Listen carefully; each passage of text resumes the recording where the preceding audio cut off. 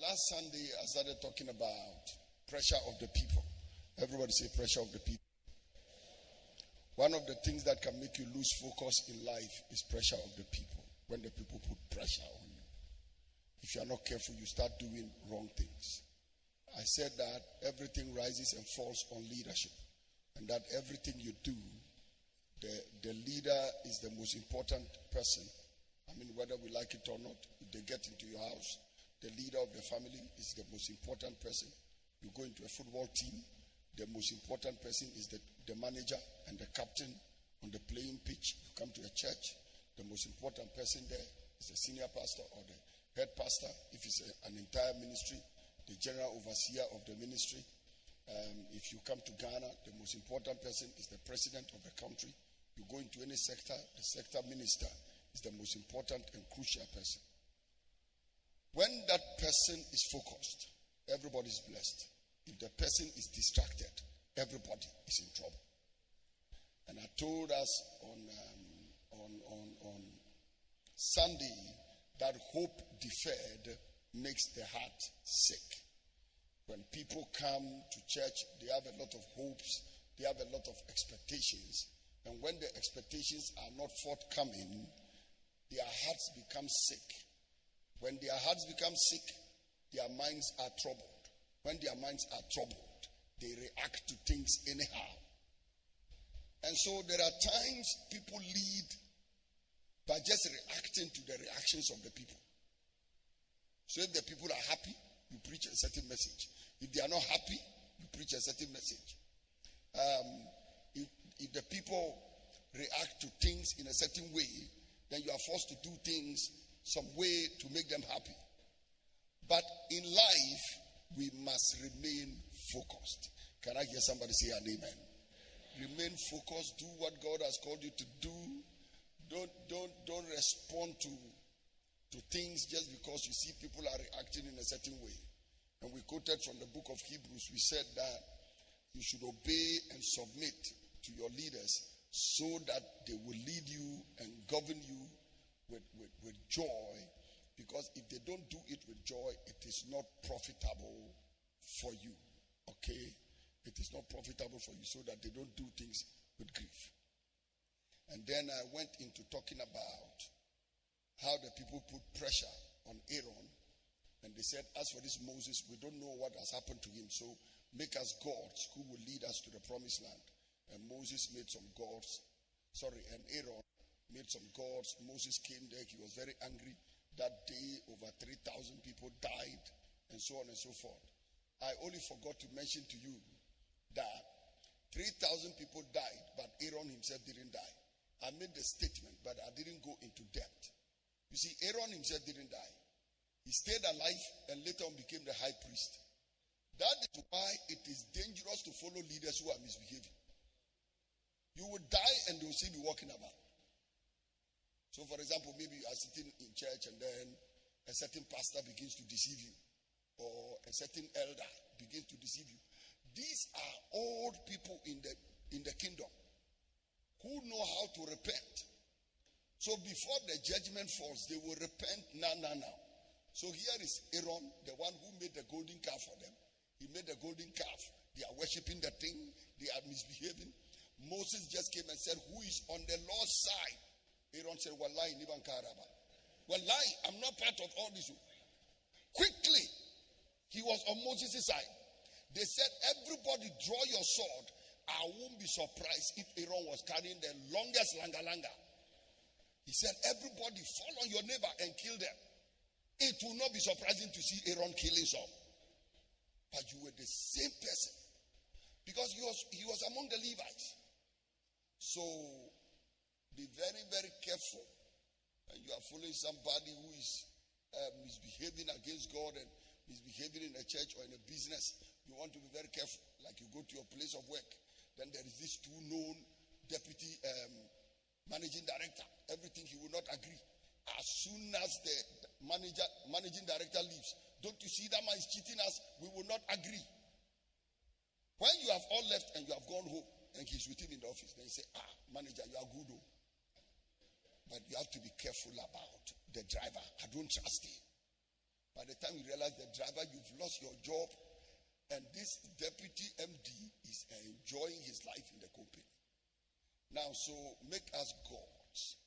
Today, I want to go to the next one. Make us kings. Make us kings. Make us kings. There is a man, a prophet called Samuel. The Bible said in all his ministry, not a word of his dropped to the ground. In other words, everything Samuel prophesied came to pass. Everything Samuel prophesied, it came to pass.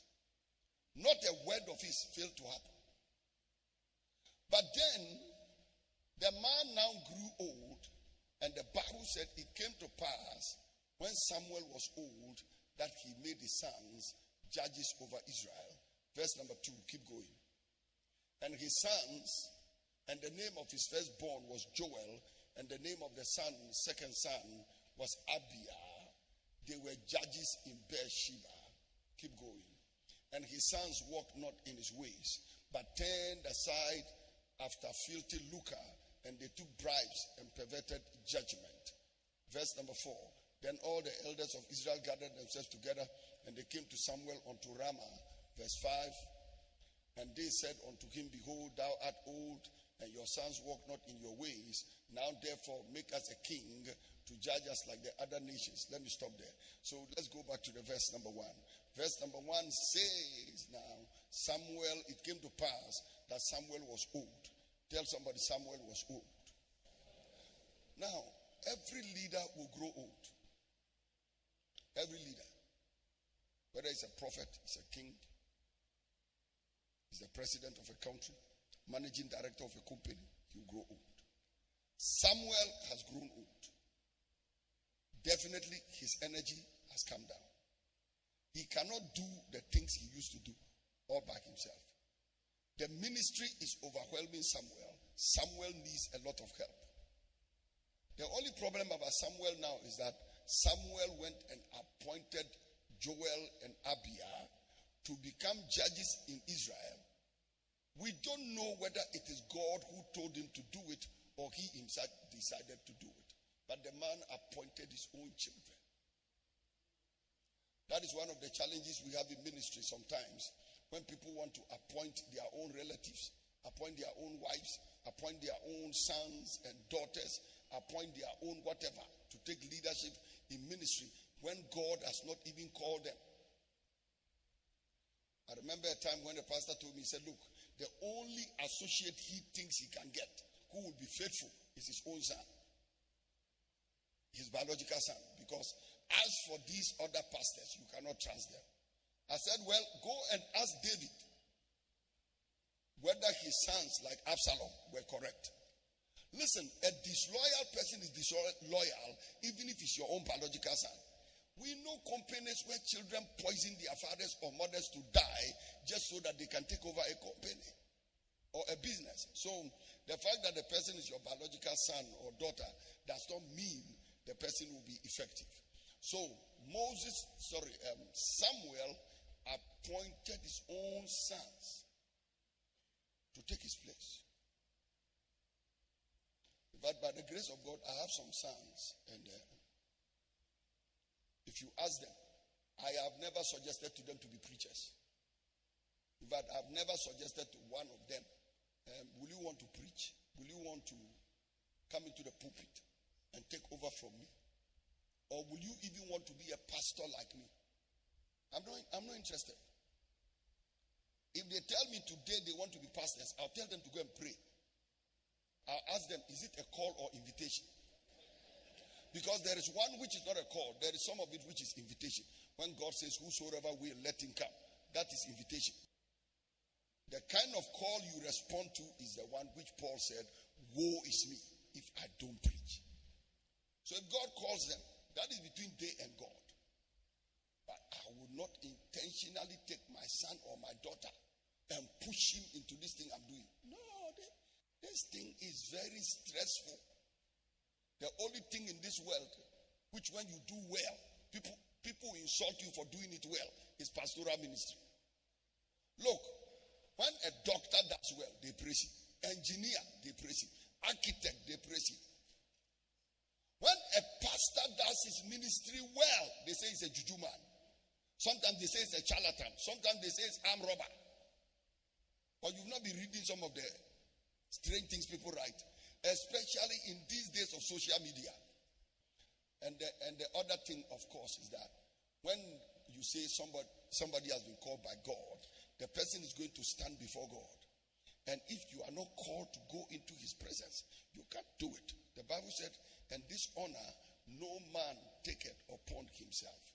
No man takes this honor upon himself. Samuel went and took his children. He said they should be judges over Israel. Verse number 2, verse 3.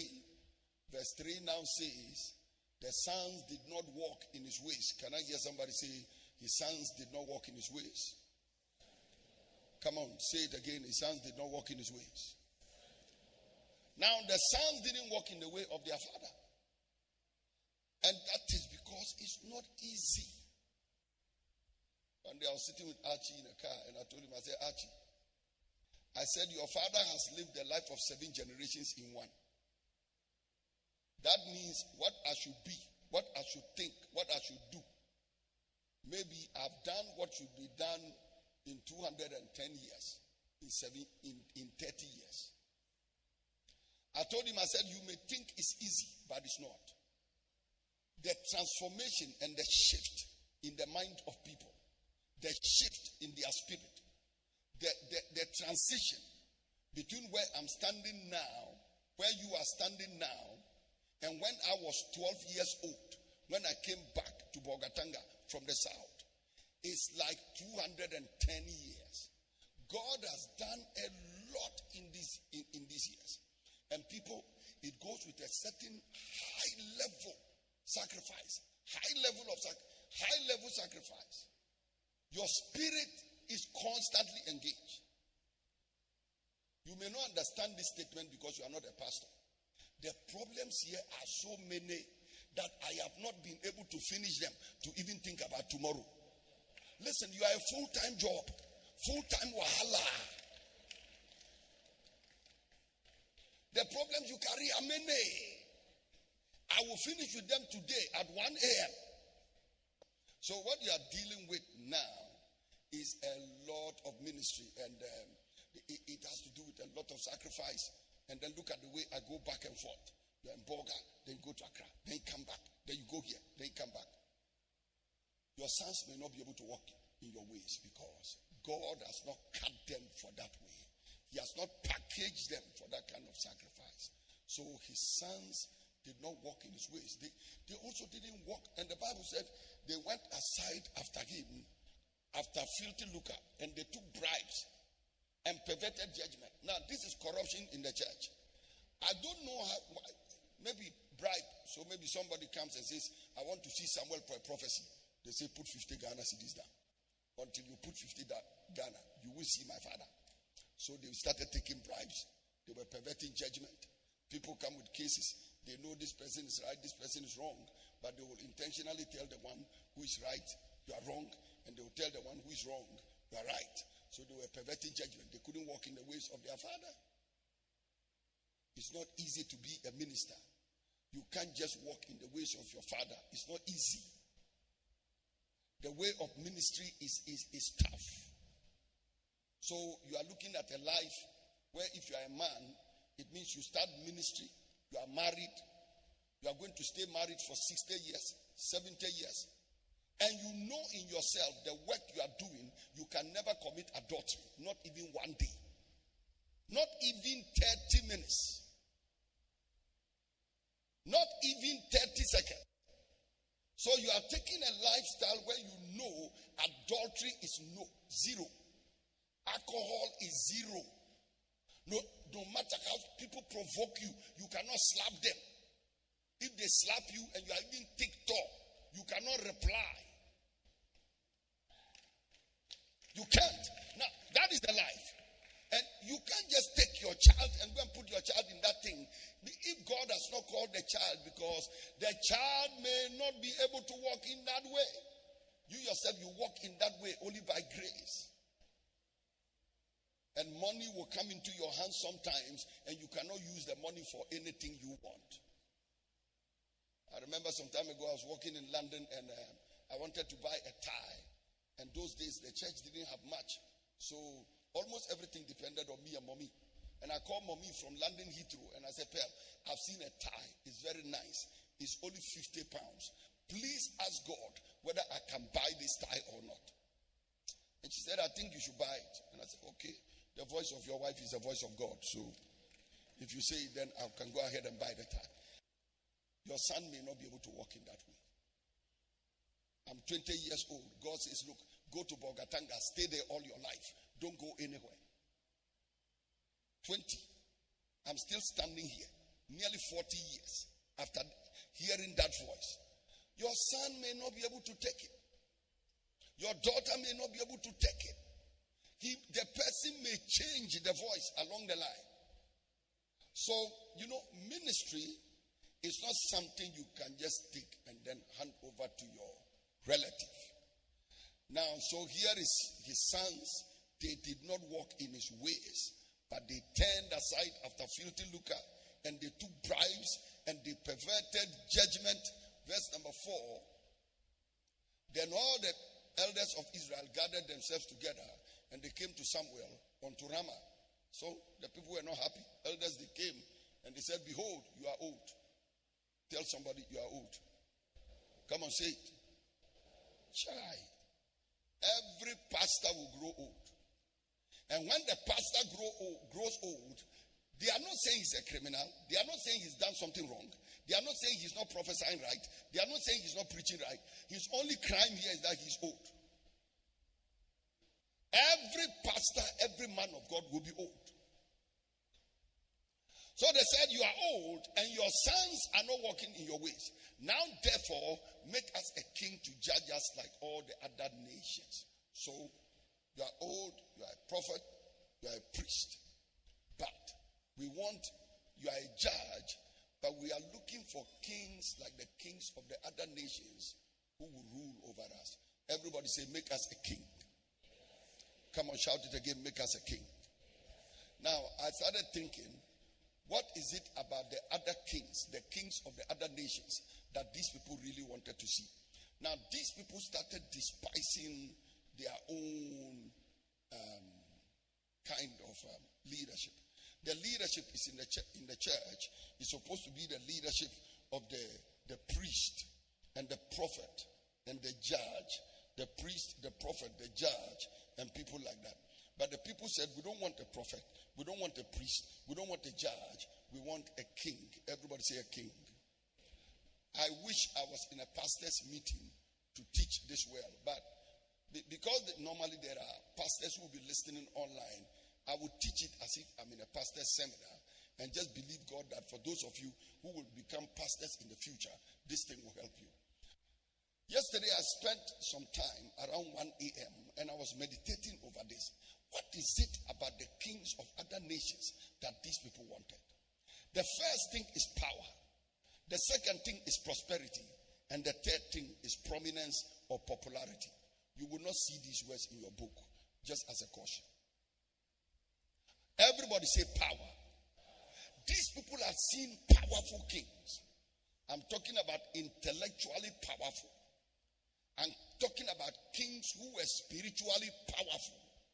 So Ahab comes to the throne and Ahab wants to be powerful. So Ahab does not mind dabbling in the occult and dealing with the spirits of Jezebel in order to have some kind of spiritual power. So some of it is intellectual power, some of it is spiritual power, some of it is earthly power, some of it is earthly knowledge. They just wanted leadership who were powerful. Everybody say power. And sometimes it is political power. So they just wanted a leader who was powerful. They are saying, you know what, Samuel, you are not powerful enough. Your sons are not powerful enough. We want leaders that are powerful. We want a leader who is so powerful in terms of military power that he can sit on a horse and lead us to a battle and fight wars. So the Bible talks about the season in which kings go to war. So they now wanted a king who could lead them into battle, a king who could fight their war for them. They said, that is the kind of leader we are looking for. And ladies and gentlemen, when you come to the church, in the modern day church, the fivefold ministry of the apostle and the pastor and the prophet and the teacher and the evangelist, these are supposed to be the leaders that God has given to the church. But if you look at the church today, sometimes we are not satisfied with the kind of leader God has given to us. We want leaders who are like leaders of the world. Intellectual power. So you can sit in church and your pastor is not smart enough for you. The person is not intellectually powerful enough for you. You want a leader who is intellectually powerful. I have met pastors and they tell me, I'm going to study maybe law. The person is about 40 years old. I'm going to study law. 45 years old. I'm going to study something on administration. I'm going to study something on business something. And I'm like, why are you going to do it? They say, well, I'm sitting in a church. The people don't respect me. So me too, I must get a first degree and I must get a master's degree so that they can respect me. You are thinking like the world. You are thinking like the world. So now the Bible said when they saw the boldness of Peter and John and took notice of them that they were unlearned and ignorant men, they said, these men have been with Christ. Listen, we have come to the place in the kingdom where knowledge is becoming more important than holiness. And the thing that caused the fall in the Garden of Eden was knowledge. He said, the day you eat of this tree, you will become like gods, knowing the difference between good and evil. And the Bible said, and when they ate it, their eyes were open. I've seen, intellectual knowledge. They want to be intellectually powerful. But the area of knowledge a pastor should have is the scriptures. Do you notice that these days you can listen to many pastors and the truth is that we cannot even quote the scriptures? You scarcely see a pastor who can line up about 7 scriptures. Listen, the Abu Bakr type of Christians and pastors have left the church. They don't exist. How many of you remember Reverend Abu Bakr? The man I brought here who could recite whole chapters of scripture. Take annotated Bible. That man, they put him in prison. By the time he came out, he could memorize, he could recite the whole of the Bible. You see the Bishop Kakrabedin type of pastor who can just recite scriptures. Christians these days are not enticed by knowledge. I remember those days when in the church, everything was motivational. Everybody wanted to show how much knowledge they had. Apart from the physical knowledge. I was telling somebody that, I don't know how many days ago. I said, I'm sitting down. I'm grown now. I said, if I know what I know today, I would have become a better pastor. My first mistake was I went and studied pharmacy instead of theology. When I now came out of pharmacy school, instead of by the age of 30, moving straight into working on my theology, I continued preaching and preaching and preaching and preaching and preaching and preaching and preaching. Then I finally hit the age of about 45. Then I wanted to now go and do the theology. Because I realized I was writing books. I have the revelation, but I didn't have the Bible school qualification to back everything I was doing. I said all these things were knowledge which were not important. So I now consulted some Bible schools and I consulted some very good friends of mine like Dr. Menso Tabelenko, and I said, I want to do masters in theology. All of them told me that I must go and do masters, I must go and do bachelors in theology first before I can do the masters. That vision was aborted. Today, I have written 93 books. But wait. All these 93 books I have written, I'm not a professional. I'm an amateur writer on the things of the Bible. That means if they take any of these my books to a reputable Bible school and they want to adopt it as a textbook, they first of all want to find out, has he got a bachelor's in theology? No. Master's in theology? No. Doctorate in theology? The answer is no. I remember years ago I was teaching in a certain school and a woman prophesied on me. I see Bible dictionaries and commentaries in this man's spirit. Now, the truth is that by the revelation of the Holy Ghost, I could write a kind of annotated Bible or a kind of a commentary. But if I do it academically, it will not qualify to go into institutions. So I'm telling myself, when I finished the first degree and came out, I should have started pursuing knowledge of the Bible. Go do my bachelor's in the theology. Go do my master's. Go do the doctorate. Even the time I knew it around the age of 45. If I was in Accra, I could have done it, because in Accra you can be pastoring and you combine it to some Trinity College kind of thing. But in Bogatanga we don't have things like that. So I was not stuck. I couldn't do it up till today. And now I want to tell you it's too late. Samuel was old. I didn't say I'm old. I said Samuel. So you know what, ladies and gentlemen? Sometimes we just want to be like the world. We want leaders like the world. Knowledge, then power. We want leaders like the world. So today, the church people also, they want a pastor who is powerful like a fetish priest.